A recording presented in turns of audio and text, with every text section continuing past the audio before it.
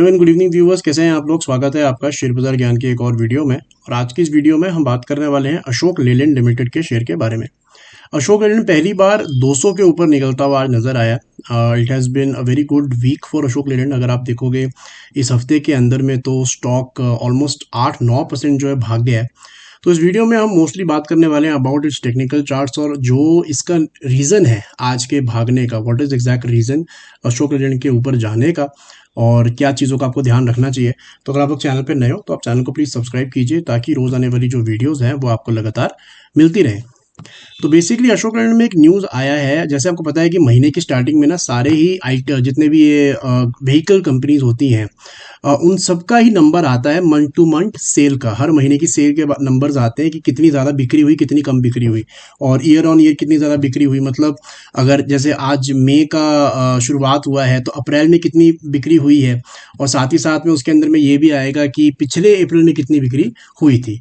तो यहाँ पे जो न्यूज़ है और regarding the sales of Ashok Leyland that is very simple, जहाँ पे इन्होंने ये कहा है कि 10% का बढ़त है as compare to last year.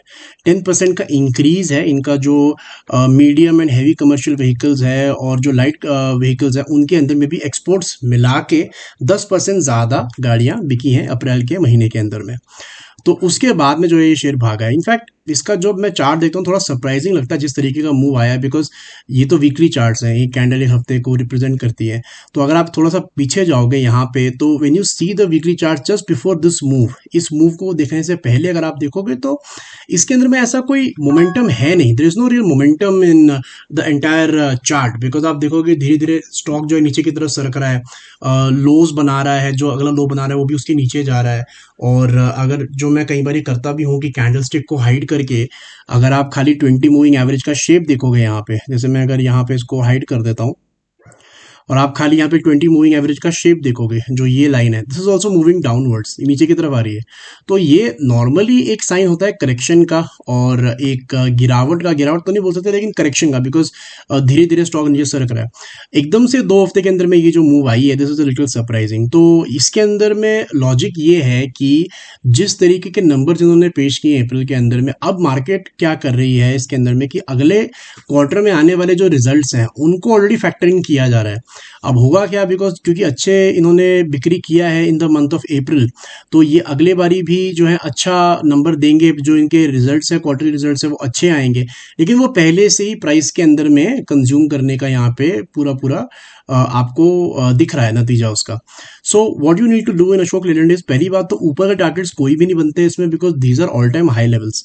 कभी भी 200 के ऊपर में जो है अशोक लेलैंड पहले गया नहीं है। You can see the historical charts.